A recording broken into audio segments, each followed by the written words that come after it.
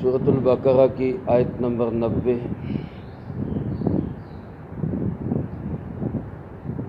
الحمدللہ وکفی وسلام علی عبادہ الذین اصطفی، خصوصاً علی سید الرسل وخاتم الانبیاء وعلى آلہ واصحابہ الاتقیاء۔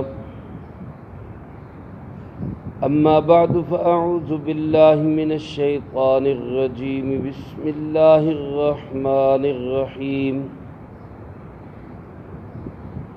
بئس ما اشتروا به انفسهم ان يكفروا بما انزل الله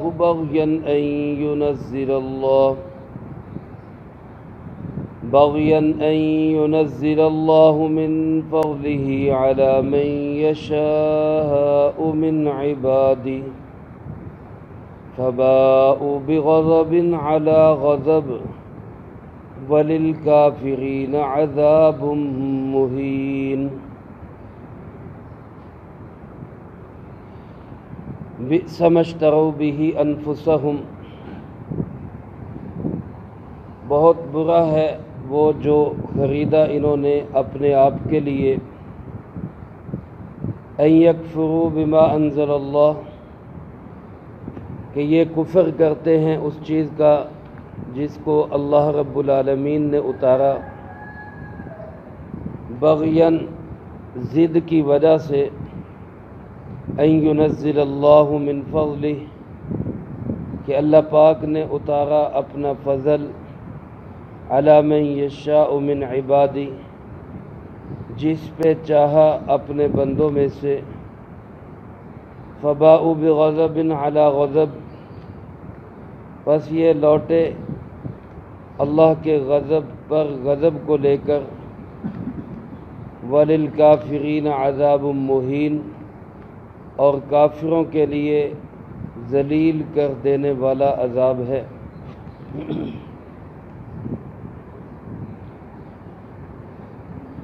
اس سے پہلی آیات مبارکہ میں گزشتہ رکوع کے اندر یہودیوں کا ایک دعویٰ اللہ رب العالمین نے نقل فرمایا۔ یہودی یہ کہا کرتے تھے کہ لن تمسنا النار الا ایاما معدودہ، اول تو ہمیں جہنم کی آگ لگے گی نہیں، ہم جہنم میں جائیں گے ہی نہیں، اور اگر جائیں گے تو چند دن کے لیے جائیں گے، ایام معدودہ، کچھ دنوں کے لیے جائیں گے، اور پھر ہمارے لیے جنت ہی جنت ہے۔ اللہ رب العالمین نے اس رکوع سے پہلے رکوع سے لے کر یہاں تک ان کی وہ حرکتیں بیان کی، وہ کرتوت بیان کیے کہ جن میں سے ایک ایک حرکت اور ایک ایک ان کی کرتوت وہ اس لائق ہے کہ یہ ہمیشہ جہنم میں رہیں۔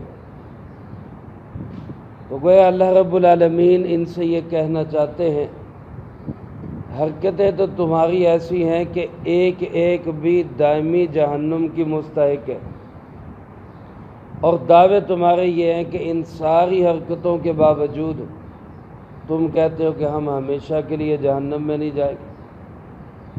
چنانچہ انہی حرکتوں اور کرتوتوں کے بیان میں اللہ پاک یہاں یہ ذکر فرما رہے ہیں، فرمایا بئس ما اشتروا بہ انفسہم، بہت برا سودا ہے جو انہوں نے اپنے آپ کے لیے کیا، بہت غلط قسم کی حرکت اور غلط قسم کی سوداگری۔ ہمارا نفس، ہمارا اپنا آپ اللہ کے سامنے بکا ہوا ہے، جنت کے بدلے میں ہم سب بکے ہوئے۔ اس کا حق تو یہ تھا کہ ہماری 24 گھنٹے کی زندگی اللہ رب العالمین کی اطاعت میں اور جناب محمد کریم صلی اللہ علیہ وسلم کی اتباع میں گزرتی، لیکن ان یہودیوں کی حالت یہ ہے کہ اپنے آپ کے لیے انہوں نے خریدا تو کس چیز کو خریدا؟ ان یکفروا بما انزل اللہ، اللہ کے نازل کردہ پیغام کے ساتھ کفر کیا۔ اللہ کا پیغام قرآن کریم ہے اور جناب محمد کریم صلی اللہ علیہ وآلہ وسلم کی تعلیمات ہے۔ اس اللہ کے نازل کردہ پیغام کا ان لوگوں نے انکار کیا۔ اب صرف یہ انکار کرنا ہی ایسا عمل ہے کہ جس کی وجہ سے ہمیشہ کے لیے یہ جہنم میں جائیں، اور دعویٰ کیا ہے اس کے باوجود کہ جی ہم جہنم میں نہیں جائیں گے۔ اور پھر اس انکار کی وجہ بھی کیا ہے؟ وجہ بھی کوئی نہیں، حالانکہ وجہ ہو بھی کوئی نہیں سکتی، لیکن ان کے پاس اس کے سوا کوئی وجہ بھی نہیں کہ بغین یہ لوگ صرف ضد اور حسد کر رہے ہیں۔ کس چیز سے ضد اور حسد ہے؟ ان ينزل اللہ من فضلہ علی من یشاء من عبادہ، کہ اللہ رب العالمین نے اپنا فضل اپنے بندوں میں سے جس پہ چاہا نازل کر دیا۔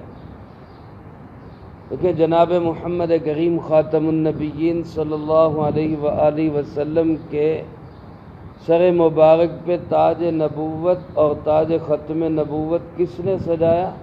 اللہ رب العالمین۔ یہودیوں کو اسی سے حسد ہو گیا کہ سارے نبی آپ سے پہلے جو آئے وہ بنی اسرائیل کے اندر آئے، یہ آخری نبی امام الانبیاء خاتم الانبیاء سید الانبیاء جو ان کی کتابوں میں بھی موجود تھے کہ وہ تشریف لانے والے ہیں، تو وہ بنی اسرائیل کی بجائے بنی اسماعیل میں کیوں آ گئے؟ اس کیوں کا مقصد اللہ رب العالمین کی ذات پہ اعتراض ہے کہ نبی کون بناتا ہے؟ اللہ پاک بناتے۔ نبوت کا انتخاب اللہ رب العالمین خود فرماتے، اور آخری نبوت کے لیے ختم نبوت کے لیے انتخاب اللہ رب العالمین نے فرمایا جناب محمد کریم صلی اللہ علیہ وآلہ وسلم کا۔ تو ان سے ضد، ان سے حسد، ان پہ اعتراض، یہ اصل میں ان پہ اعتراض نہیں ہے، یہ اللہ رب العالمین کی ذات پہ اعتراض۔ تو ایک تو کفر اللہ کی تعلیمات کا، اور پھر اس کفر سے بڑھ کر کفر کی وجہ کوئی نہیں کہ صرف حسد اور صرف جلن، صرف ضد اور عناد۔ اللہ رب العالمین گویا فرمانا چاہتے ہیں کہ ان حرکتوں کے بعد بھی تم یہ کہنا چاہتے ہو کہ ہم جہنم میں نہیں جائیں گے۔ اللہ کے سچے نبی کو جھٹلا رہے ہو، آخری نبی کی تکذیب کر رہے ہو، پھر بھی دعویٰ کہ ہم جہنم میں نہیں جائیں گے۔ فرمایا فباءوا بغضب علی غضب، یہ تو پلٹ رہے ہیں غضب در غضب لے کر۔ ان پہ تو ایک کیا کئی غضب ہیں ان کے اوپر اللہ رب العالمین۔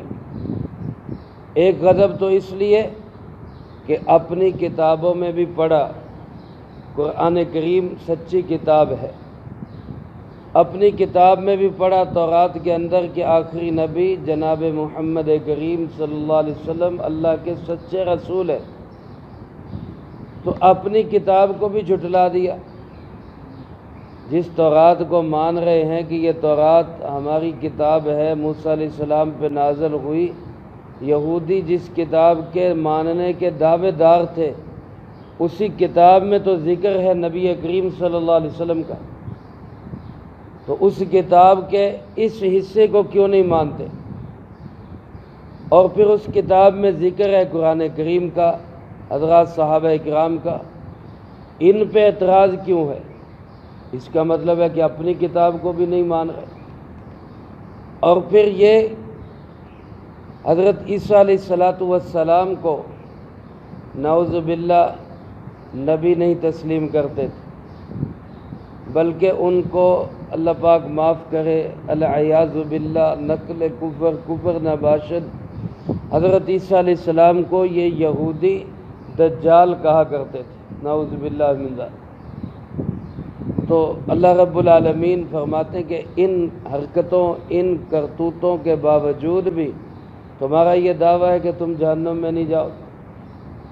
پھر حضرت عیسیٰ علیہ السلام کو قتل کرنے کی انہوں نے سر توڑ کوشش کی اور یہی رویہ اختیار کیا آخری نبی امام الانبیاء جناب محمد کریم صلی اللہ علیہ وسلم کے ساتھ۔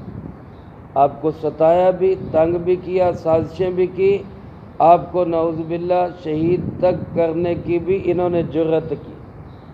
اللہ پاک فرماتے اس کے باوجود دعویٰ ہے کہ ہم جہنم میں نہیں جائیں گے۔ تمہارے اوپر تو غضب در غضب نازل ہونا چاہیے، شدید ترین اللہ رب العالمین کا غضب ہے۔ اس لیے سورۃ فاتحہ میں جو ہم پڑھتے ہیں کہ اللہ ہمیں سیدھی راہ پہ چلا، اہدنا الصراط المستقیم، اور سیدھا راستہ کون سا ہے؟ صراط الذین انعمت علیہم، ان لوگوں کا راستہ جن پر تو نے انعام کیا۔ منعم علیہم لوگ ہر زمانے کے اندر موجود ہیں، ان لوگوں کے راستے پہ ہمیں چلا۔ غیر المغضوب علیہم ولا الضالین، دو قسم کے لوگوں کے راستے پہ ہمیں نہ چلا، ایک وہ جو مغضوب ہیں اور ایک وہ جو ضال ہیں۔ حدیث پاک میں آپ صلی اللہ علیہ وسلم نے وضاحت فرمائی کہ مغضوب سے مراد یہودی ہیں اور ضال سے مراد عیسائی ہیں۔ علماء نے لکھا ہے کہ جو پڑھا لکھا ہو کر جہالت کا ارتکاب کرے، ضد کی وجہ سے، عناد کی وجہ سے، فساد کی وجہ سے، جانتا ہے کہ سچ کیا ہے پھر بھی سچ کو ماننے کے لیے تیار نہیں، یہ شخص ہوتا ہے مغضوب، اس پہ اللہ کا غضب اترتا ہے۔ اور ایک شخص جہالت میں، نادانی میں، ناواقفیت میں، اس کو پتہ نہیں، علم نہیں ہے، وہ پھر گمراہ ہو جاتا ہے اپنی جہالت کی وجہ سے، اس کو ضال کہا جاتا ہے۔ یہودی جانتے تھے، پڑھے لکھے تھے، سمجھتے تھے کہ جناب محمد کریم صلی اللہ علیہ وسلم ہی آخری نبی ہیں اور سچے نبی ہیں، بلکہ ایسے پہچانتے تھے جیسے اپنے بچوں اور بیٹوں کو پہچانتے، لیکن اس کے باوجود مانتے نہیں تھے، ضد تھی، ہٹ درمی تھی، عناد تھا، تو یہ ہوئے مغضوب، اللہ کا غضب در غضب ان پر نازل ہوا۔ اور عیسائی عام طور پہ جاہل تھے، ناواقف تھے، ان کو پتہ ہی نہیں تھا، ان کو ان کے مذہبی رہنماؤں نے گمراہ کر دیا تھا، اس لیے ان کو ضال کہا گیا۔ تو یہ دونوں صورتیں غلط راستے کی ہیں، ان میں زیادہ شدید غلط راستہ یہودیوں کا غلط راستہ ہے کہ یہ پڑھ لکھ کے جاہل بنے، اس کے ہدایت کی کوئی صورت بھی نہیں بنتی الا ماشاء اللہ۔ حدیث پاک میں آتا ہے، علماء نے لکھا ہے سیرت کی کتابوں میں کہ رسول اللہ صلی اللہ علیہ وسلم نے فرمایا یہودیوں کے اس زمانے کے اندر 10 بڑے بڑے عالم تھے۔ آپ نے فرمایا 10 کے 10 مسلمان ہو جاتے تو دنیا سے یہودیت کا نام و نشان مٹ جاتا، مفہوم ہے حدیث مبارک۔ لیکن واقعہ یہ ہے کہ ان 10 میں سے صرف ایک عبداللہ ابن السلام رضی اللہ تعالیٰ عنہ مسلمان ہوئے، صحابی رسول بنے، باقی 9 اسی ضد پہ اڑے رہے۔ تو اللہ رب العالمین فرماتے کہ تمہاری اس ضد اور ہٹ دھرمی کے باوجود جس کا منشا اور جس کا تقاضا اور نتیجہ تو یہ تھا کہ تمہارے اوپر ایک نہیں کئی غضب اتریں، تو کیا تم اب بھی دعویٰ کرتے ہو کہ ہم جہنم میں نہیں جائیں گے؟ اور فرمایا وَلِلْكَافِرِينَ عَذَابٌ مُّهِينٌ، ایسے کافروں کے لیے تو عذاب ہے، صرف عذاب نہیں بلکہ مہین عذاب ہے۔ مہین کا معنی ذلیل کر دینے والا، توہین کر دینے والا۔ مسلمان اپنی بدعملیوں کی وجہ سے بعض جہنم میں جائیں گے بھی، اللہ پاک ہم سب کی حفاظت فرمائے، لیکن وہ عذاب کے لیے نہیں جائیں گے، ان کی وہاں پہ ضلالت نہیں ہوگی، توہین نہیں ہوگی، بلکہ صرف صفائی کے لیے جائیں گے۔ توہین اور ضلالت کے لیے جو لوگ جہنم میں جائیں گے وہ یہی یہود و نصارہ ہوں گے، کافر ہوں گے۔ اللہ پاک فرماتے تم تو اس مہین عذاب کے مستحق ہو اور تم کہتے ہو کہ ہم ہمیشہ جہنم میں نہیں جائیں گے۔ تمہارے لیے تو وہ ذلیل کر دینے والا عذاب ہو۔ میرے محترم دوستو، آج بھی آپ حضرات دیکھ لیں، عیسائیوں میں کثیر تعداد ہے جو آج بھی اسلام کو قبول کر لیتے ہیں، لیکن یہودی آج بھی اتنے ضدی اور ہٹ درم ہیں کہ نہ صرف سچے دین اسلام کو قبول نہیں کرتے بلکہ اپنے دین میں بھی کسی اور کو قبول نہیں کرتے۔ ایسے بے ایمانوں کے لیے اللہ رب العالمین کا غضب نہ اترے تو پھر کیا اترے۔ تو مجھے آپ کو اس بات کو سمجھنا ہے کہ ہم بھی خالی اس پر کہ ہم جناب مسلمان ہیں لہذا ہم تو پکے جنتی ہیں، اس پہ نہ بیٹھے، بلکہ اپنا ایمان بھی عقیدہ بھی درست کرنے کی فکر کریں اور اپنے اعمال کو بھی اچھا بنانے کی فکر میں لگے رہیں، اور اس سب کے باوجود اللہ سے ڈرتے رہیں اور توبہ استغفار کرتے رہیں، مطمئن نہ ہوں۔ یہودیوں کی بڑی قباحت یہی تھی، اپنی بدعملیوں پر بھی مطمئن تھے کہ ہم ٹھیک ہیں۔